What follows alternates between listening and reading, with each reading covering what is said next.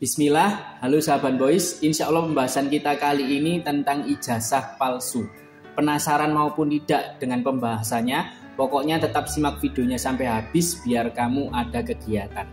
Nah, ngomong-ngomong tentang ijazah palsu ini memang lagi berseliweran berita, trending, bahwasanya ada seseorang yang menggunakan ijazah palsu untuk meraup jabatan. Sebut saja Jokowi.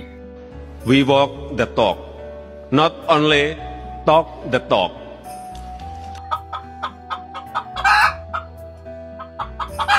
Nah, semakin kesini banyak masyarakat yang semakin tersadar dan tidak respect dengannya. Karena memang setiap kebijakannya itu tidak masuk akal dan cenderung merugikan rakyat. Seakan-akan dia itu bermuka dua dengan kelembutan kekaleman orang-orang khas Jawa Tengah, tapi di sisi lain kalau bahasa Jawanya itu bendol buri. Ternyata dibalik itu sangatlah zolim, sangatlah kejam. Dan hal ini kita yang paham tidak terlalu kaget karena kita sudah masuk fase hitungan keempat, yakni fase mulkan jabariyah alias para pemimpin yang zolim.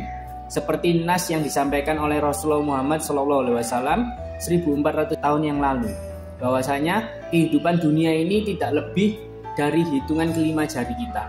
Yang pertama fase nubuwah, fase para nabi dan rasul sejak zamannya Nabi Adam alaihissalam hingga Khotamul Anbiya wa Sayyidul Mursalin Rasulullah Muhammad SAW. Kemudian hitungan kedua adalah fase Khulafaur Rasyidin alias 4 sahabat utama yang menjadi pemimpin penerus nabi untuk menjadi khalifah, pemimpinnya umat Islam. Hitungan ketiga adalah fase Mulkan Adlon atau kesultanan, kerajaan, kekaisaran yang menggigit. Yakni kita kenal banyak sekali kesultanan atau kerajaan Islam yang bermunculan selepas masa para Khulafaur Rasyidin. Ada Bani Abbasiyah, Bani Umayyah, Bani Mamluk, Bani Seljuk. Kemudian yang terakhir final adalah Bani Utsmaniyah atau orang barat sering menyebutnya Kesultanan Ottoman. Nah, Kesultanan Ottoman ini runtuh pada masa Perang Dunia Pertama karena memang ada tujuan untuk menggulingkan kekhalifahan Islam. Karena kalau memang Ottoman itu masih berjaya, negara-negara barat yang sekarang ini menjadi adik kuasa itu tidak akan bisa berkembang karena memang Kesultanan Turki, Ottoman, Utsmaniyah itu sangatlah besar pengaruhnya di seluruh dunia. Maka dari itu dibuatlah propaganda Perang Dunia Pertama. Seakan-akan Kesultanan Utsmaniyah ini mempunyai koalisi dengan Kekaisaran Tsar Rusia. Tapi faktanya apa? Mereka semua bekerja sama untuk menggulingkan Kesultanan Ottoman. Akhirnya singkat cerita kalah Kesultanan Ottoman ini dan dipecah-pecah oleh negara-negara yang memenangkan perang dari segi propaganda. Akhirnya menjadi Republik Turki yang sampai sekarang ini, dan itu runtuh pada tahun 1923 alias sudah 1 abad yang lalu. Nah, selepas Mulkan Adlon hitungan ketiga, otomatis kita sudah masuk Mulkan Jabariyah hitungan keempat. Mulkan Jabariyah ini memiliki makna pemimpin yang zolim, para pemimpin yang zolim. Kita tidak hanya membahas tentang Indonesia, tapi keseluruhan negara-negara di dunia.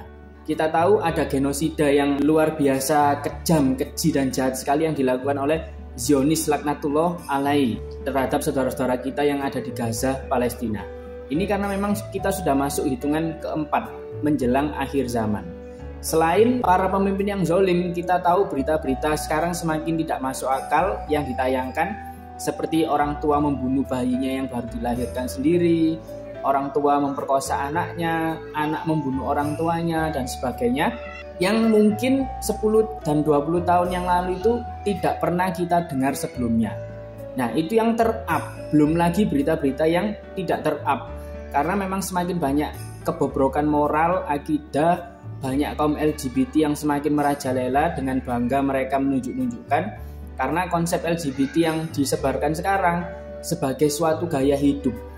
Jadi kalau nggak LGBT nggak keren, konsepnya seperti itu. Dan ini banyak andil dipropagandakan atau dikibarkan gaungnya oleh band-band K-pop yang notabene menjadi idola generasi milenial, generasi Z, dan generasi Alpha yang ada sekarang ini. Seperti halnya orang-orangnya yang laki-laki pakai anting, pakai lipstik, pakai make up atau bedak dan sebagainya. Nah, itu contoh dari fase Mulkan Jabariyah alias para pemimpin yang zolim.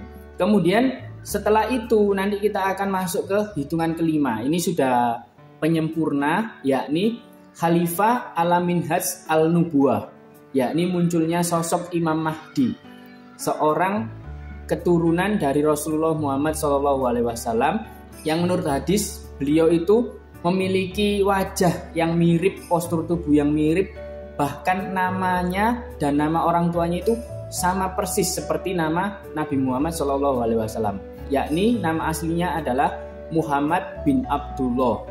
Beliau keturunan dari cucu Nabi dari jalur Hasan. Nah, itu adalah hitungan kelima setelah kita lepas dari Mulkan Jabariyah. Tapi kita kembali ke konteks tentang ijazah palsu.